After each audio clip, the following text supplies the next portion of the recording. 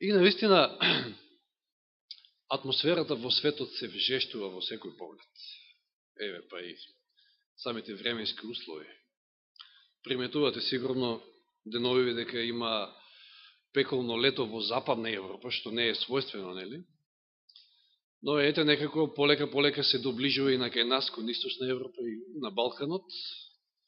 И според прогнозата ќе го осетиме тоа, посебно ова наредната седмица. И јас се надевам дека ќе трае кратко, зашто не сакам жештини, како и повеќето од вас сигурно. Но се вжештува атмосферата, како што кажав, и на секој друго поле. Не знам дали забележувате дека светот навлегува длабоко во еден хаос во секоја смисла. Светот. Не е само Грција, може би, или не знам.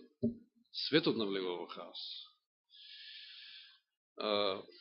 Паралелно со тоа, ќе видиме како ќе се одвиваат работите и во самата црква, затоа што знаете дека од 2 јули започна заседава Генералната конференција во Сан Антонио и тоа ќе трае до 11-ти, значи до следната сабота.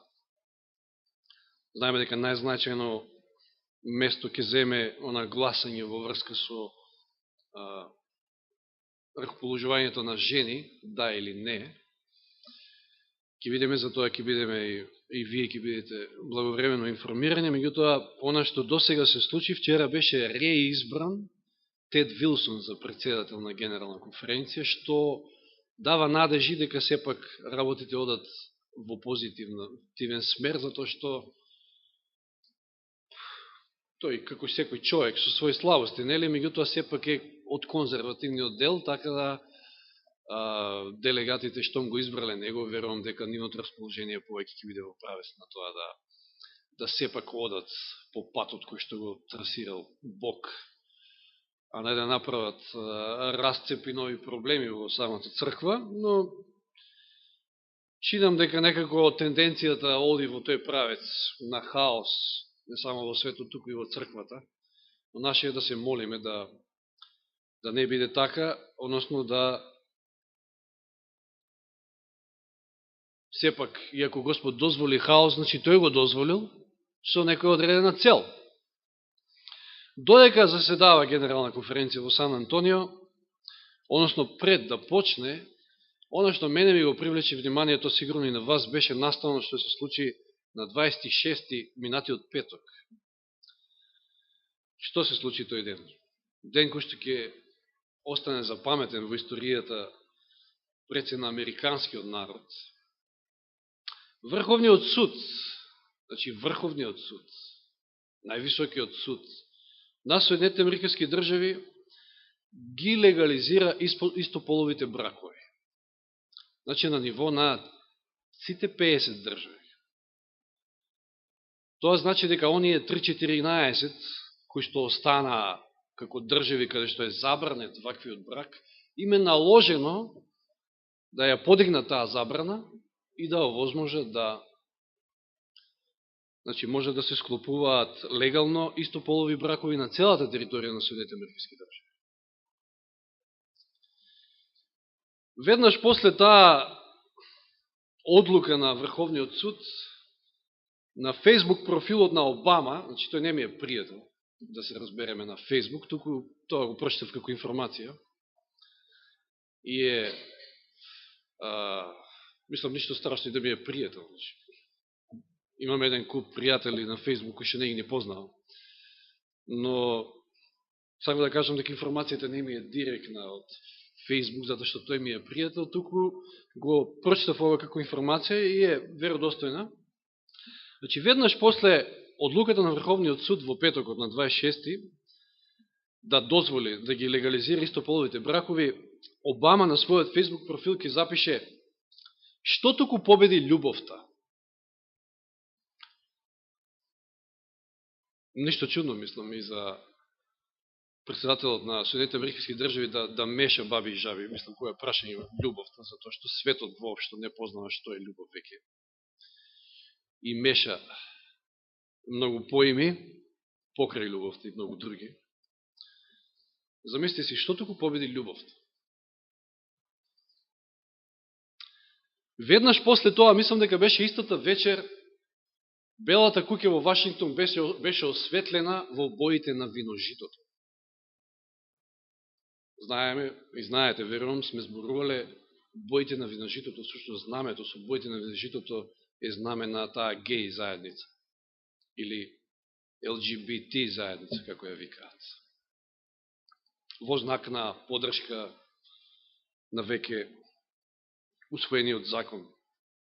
Некои наши адвентисти побрзаат да тоа го поврзат со последното време, што е легитимно и во ред, и со наскоро донесување на неделниот закон. Гледајќи спој овде, затоа што бракот се урива, следи кој? Соботата. Затоа што тоа се тие две институции кои што Господ ги даде уште во Едем. И тие се навистина неразделно поврзани. Еве што вели Елен Вајд во еден друг цитат, вели дека тие се како близначки институции. Институции близначки. Толку нераздвоено поврзани. Бракот и саботата. Во еден друг цитат, значи читам од воспитување, се извинувам, книгата на Елен Вајд Воспитување, на страна 222 или на 250 оригинално. Значи 222 лесна за помнење. Во главата, која што носи наслов Денот за одмор, значи станал збор токму за саботата, вели и денот за одмор, значи и саботата, и семејството се воспоставени во еден. И Божја намера е тие да останат нераскинливо поврзани. Господ нераскинливо ги поврзал, така ги создал уште во еден овие две институции и негова намера била да бидат нераскинливо поврзани. И сега според ова, може да се очекува, ако тие се толку тесно поврзани меѓу себе, да бидат тесно поврзани меѓу себе и носењето на овие закони за уривање на овие две институции. Значи, еве, законот за легализација на геј бракови веќе е донесен, како што кажавме на 26.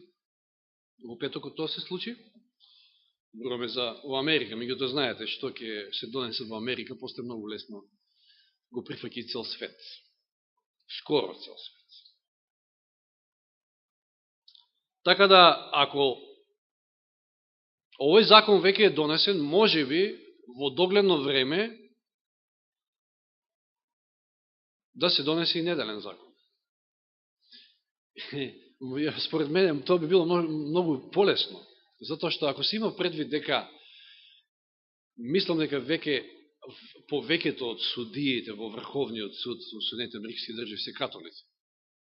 Се замисли си ако тие гласале, не верувам дека сите. Ја читав некои изјави на Самуел Алито, или како се викаше тој што одскоро беше избран за дел од Врховниот суд, гласал против. Меѓутоа, ако повеќето се католици и гласале за еден закон, за како што е ово, легализација на истополови бракови, тоа веќе колку полесно тие, истите би гласале за донесување на еден закон. Мислам, логично е дека тоа би можело да следи и тоа многу полесно да биде донесен, овој закон. Како и да е, мене темата не ми е таа. Чи како и да е, веруваме дека живееме во последно време. Така да, може да се случи и неделен закон многу скоро. А што значи донесувањето на неделен закон за адвентниот народ? Знаете ли што значи? За адвентниот народ. Крај на времето на милост.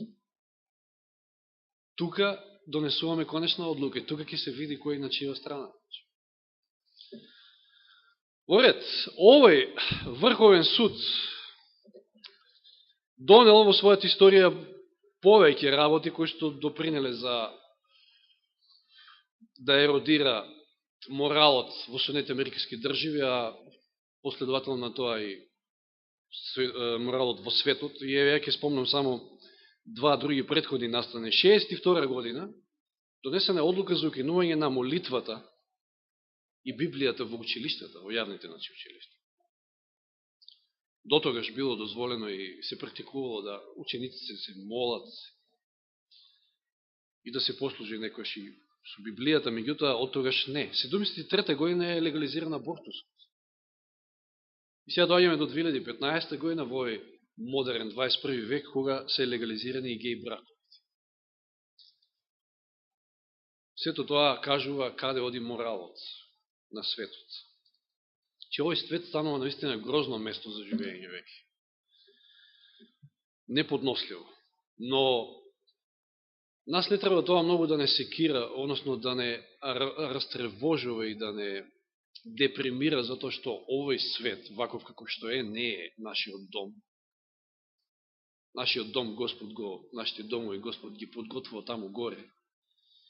И Врховниот суд може да донесе, или е нашиот суд овде, или било кој друг суд може да донесе било какви одлуки, за нас тоа ништо не важи, затоа што наш врховен владетел и судија е Господ Бог.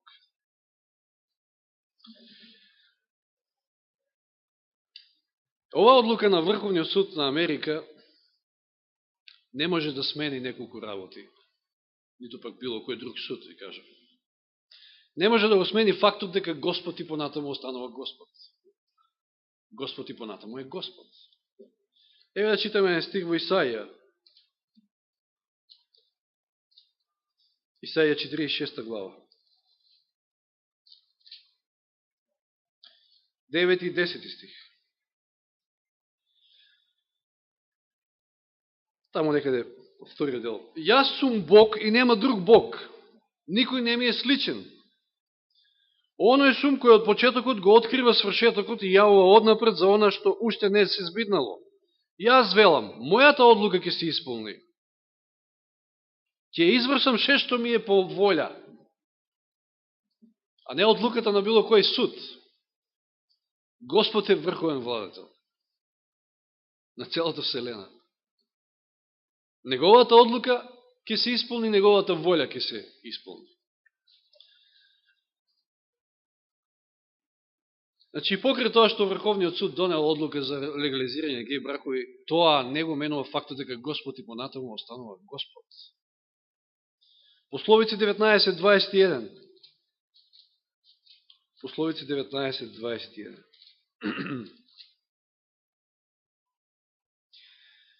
Има многу замисли во човековото срце. Но што ќе науми Господ, тоа ќе биде. Многу силен стих. Псалм 103.19. Псалм 103.19. Господ го постави својот престол на небото и неговото царство владее над се. И дали треба да го спомнеме, а секако да го треба да спомнеме Малахија 3.6.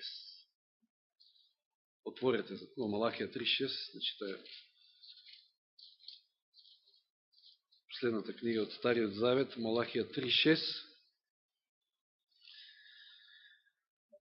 Како гласи овој стих? Зошто јас, Господ, не се менувам.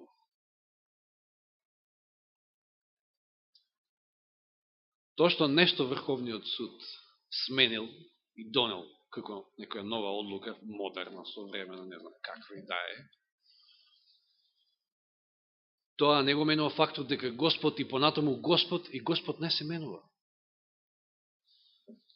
Втора работа, и Врховниот суд на Соединетите Американски држави било кој друг суд не може да го смени фактот дека бракот го дефинирал Бог.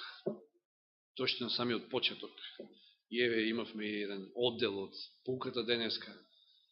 Бракот го создал, Господ го создал бракот и го дефинирал. Господ го создал Адам, а потоа му дал жена.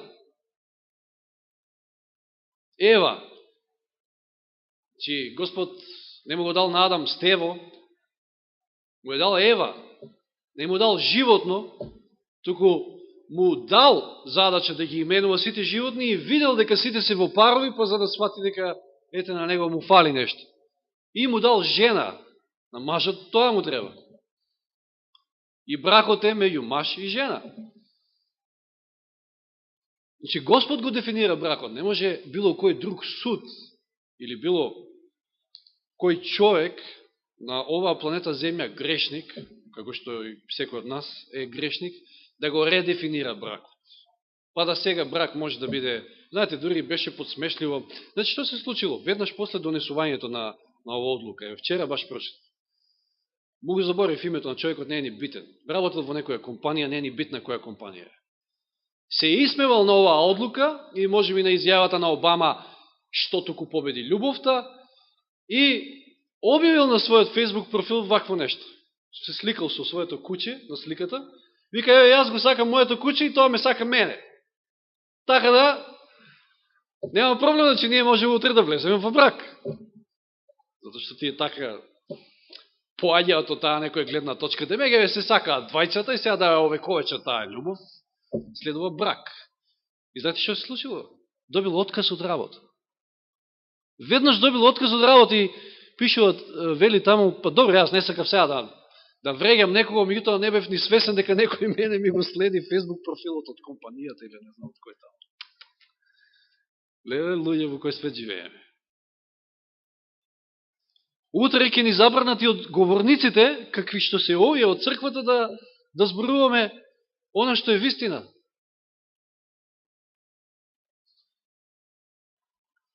Меѓутоа тоа, што и да е, и како и да е, и какви одлуки да се донесуваат понатаму во овој свет, не го менува фактот дека Господ е Господ, дека Господ го дефинирал бракот. И дека бракот е меѓу маж и жена. И точка. Трета работа што ние на одлука на било кој суд на овој свет не може да го смени е фактот дека хомосексуалноста е гад во Божите очи. Тоа Библијата јасно го кажува. Ајде да отвориме во Левит 18.22. Левит 18.22. Овој стих е доволен.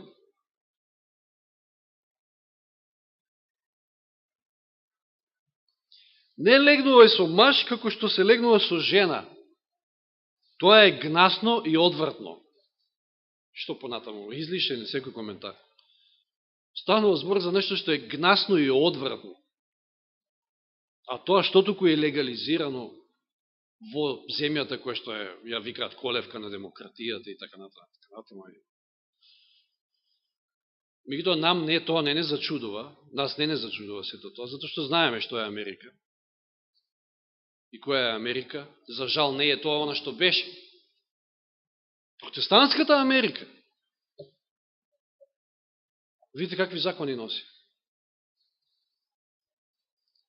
И нема да не зачуди утре да таа протестантска Америка, која што дозволила, ги примила сите оние бегалци, да кажем, избегани од прогонот на католичка црква од Европа, значи заштита им дала и дала слободна волја, како што Господ дава слободна волја, да утре ја ограничи таа слободна волја, носејки неделен закон.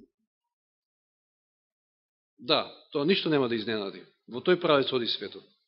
Или дали да читаме Римјаните прва глава, ајде да прочитаме Римјаните прва глава, неколку стихови. Да не речат некој пат, тоа е Стариот Завет. Имаше интересна дискусија, не знам, може сте гледале, презвитер Ивица гостуваше на Нова ТВ и тоа беше еден разговор со Борјан Јовановски, каде што новинарот, каде што ми се допадна, значи, како сето тоа Ивица го образложи. Темата беше баш тоа, геј браковите и јогата, меѓу другото беше исто така тема, мада тој одговараше на повеќе други поставени прашања. Но, Римјаните, прва глава, 26 и 27 стих, затоа Бог ги предаде на срамни страсти, нивните жени го заменија природното општење со неприродно. Што е нешто неприродно?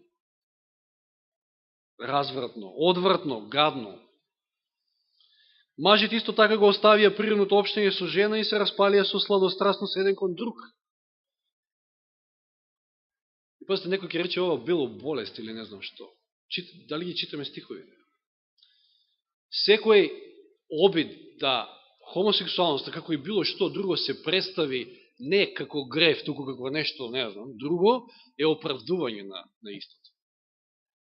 Значи се распалија со сладострастност, еден кон друг, правејќи мажи со мажи срамни работи, добивајќи заслужена плата во себе за својата заблуда. Знаете ли која била платата за вакви нешта во Израел. Вратите се во Левит, сега во 20 глава. Левит 20:13. Ако маж легне со маж, Левит 20:13. Како со жена, двајците ќе направат одвратно и гнасно дело, повторно, одвратно и гнасно дело. Нека и бидат предадени на смртта. Тоа е крај на гнасотија, вели овде стих. Што следело, како казна за ваквиот грев? Смрт. Прво послание до Коринќаните, значи, де Стар Завет, де малку Нов Завет, прво послание до Коринќаните, 6 глава.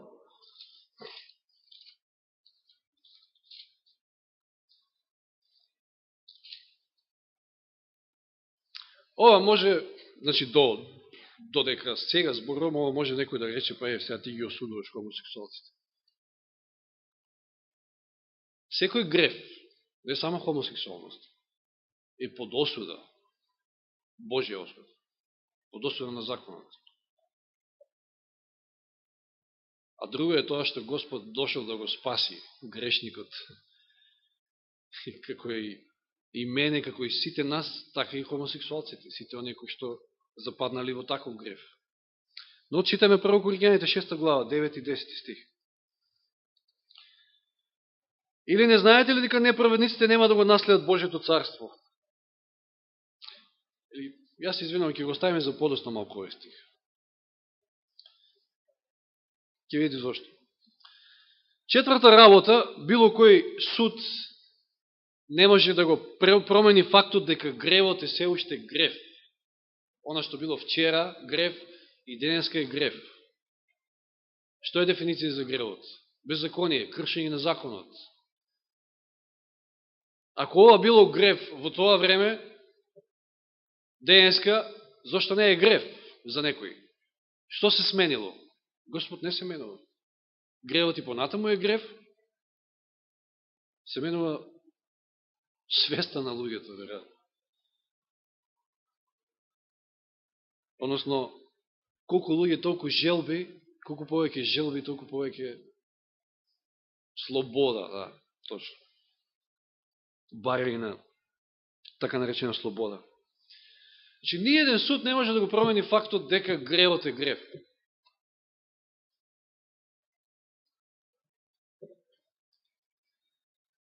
И не може да го промени фактот дека грешниците ќе зарошат во огненото езеро. Може ли тоа Врховниот суд да го смени? Не. Еве да читаме Јован 3.3. Во овој контекст сега ќе го прочитаме прво Коринќаните, меѓутоа Јован 3.3. Најнапред.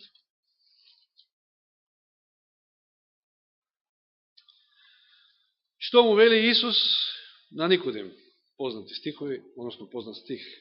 Вистина, вистина ти велам, ако некој не се роди од озгора, тој не може да го види Божјото царство. Ниеден наново, што не е наново роден, не може да го види Божјото царство, не може да биде дел од Божјото царство.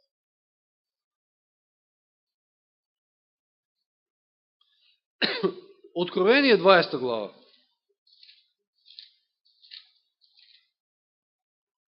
Ќе читам од 11 до 15. Откровение 20. И видов голем бел престол и оној кој седеше на него, од чиешто лице побегна земјата и небото, и не се најде место за нив. И ги видов мртвите. Овде е судот на мртвите, меѓутоа конечниот суд, всушност. Големи и мали, како стојат пред престолот, и се отворија книжните свитоци, и друг книжен свиток се отвори, книгата на животот. И на мртвите им беше судено според оно што е запишено во книгите, според своите дела. И морето ги предаде своите мртви, кои што се во него, и смртта и подземјето ги предадува мртвите кои се во нив, и секој беше суден според своите дела. И смртта и подземјето беа фрлени во огненото езеро. Тоа е втората смрт, огненото езеро. И кој не беше запишан во книгата на животот, а тоа сите оние кои што не биле наново родени, беа фрлени во огненото езеро. Ова никој суд на светот, па не и Врховниот на судните брикси држа, не може да го смени. Факт е дека гревот е грев, грешникот завршува таму, хомосексуалноста е грев, одвратно и гадно нешто, и како и на секој од нас, така и на хомосексуалицот му е потребно покаяние, обратување, наново раѓање, враќање назад кај Господ. Тоа се факти кои што никој суд не може да ги смени. И една друга работа која што се вклопува совршено во денешната лекција е фактот дека ниеден суд не може да го смени овој факт. Дека пред сите нас е едно големо дело, еден налог кој што треба се заврши. Налогот даден во Матеј 28:19, дека треба да одиме, да проповедаме, да ги учиме сите на она што Господ го заповедал. И да ги крштеваме во името на Отецот, Синот и Светиот Дух. Меѓу сите тие се и оваа група, хомосексуалците. Че наша најголема грижа не треба да биде тоа кој суд што одлучил и како одлучил, затоа што во прашање американскиот Врховен суд, после што многу полесно ќе носат одлуки и други судови по други земји и нации, туку наша најголема грижа треба да биде грижата за душите кои што страдаат и умираат во гревот. Тоа е мисијата всушност на црквата, која што Господ ја повикал. И тие луѓе, како и сите други, може да се освојат само со љубов. Че беше поставено баш вчера прашање од сестра Мимица, како да се однесуваме спрема нив? Како секој грешник. Со љубов и со разбирање, меѓутоа јасно предучувајќи ги сите овие факти што претходно ги разгледавме, дека тоа е гнасно, дека тоа е одвратно, како што и секој друг грев е гнасен и одвратен пред Господа. На секој еден од нив и на нас ни е потребно покаяние и враќање. И тоа може само со љубов. Знаете, некои велат, некои кои што се осведочени, можеби за гревот на хомосексуалноста, па не можам јас против тоа, па тоа е посилно од мене. Па зарем не е тоа крикот на Павле во Римјаните 7 глава? Зарем не е тоа крикот на секој од нас? Секој од нас има некоја слабост. Секој од нас има некој греф, нели, кој што постојано не сплеткува, за кој што зборувавме пред некоја сабота. Ајде да отвориме во Римјаните 7 глава, да се подсетиме на тој текст кој што Павле отпосле, нели, ќе го запише. Таа борба што и тој ја имал, таа борба што можеби некој од нас се уште има или сите ние. И читаме од 15 стих. Значи 7 глава Римјаните. Така не знам што правам, зашто не го правам она што го сакам, туку го правам она што го мразам. Ако па го правам она што не го сакам, се согласувам со законот дека тоа е добар. Зашто тоа веќе не го правам јас, туку гревот кој што живее во мене.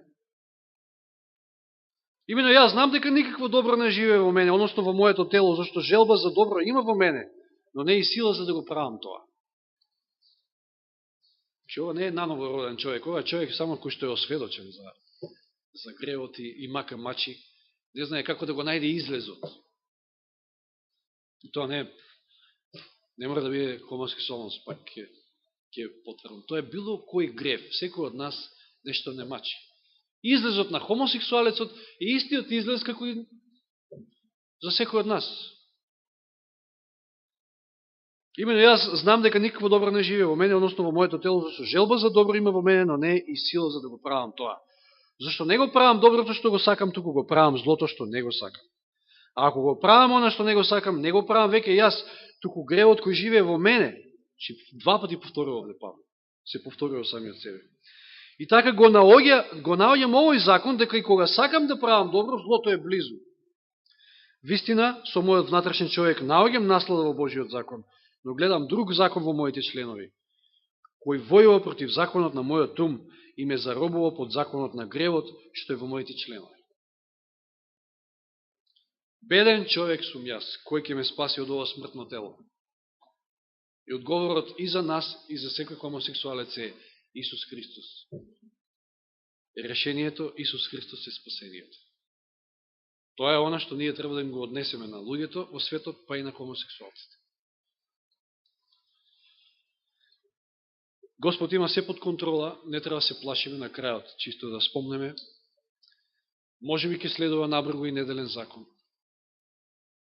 Меѓутоа, како што читавме, она што Господ наумил, тоа ќе биде. Ние треба да се држиме до Господа, ние треба да му веруваме, а најлесно е да му веруваш на некој кој што не се менува, кој што е стабилен, кој што е постојано, таков како што е и вчера, и денес, и утре. Јас, Господ, не се менувам. Малахија 3.6. Без оглед на тоа, кој суд, каква одлука, каков закон ќе донесе овој свет, не го менува фактот дека Господ не се менува.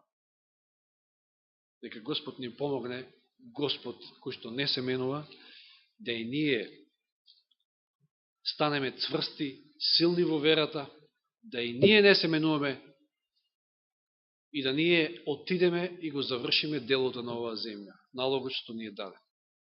Ништо друго не треба да не загрижува повеќе од тоа. Зато што се уште има луѓе кои што не се осведочени. Нека Господ ни помогне во тоа. Амин.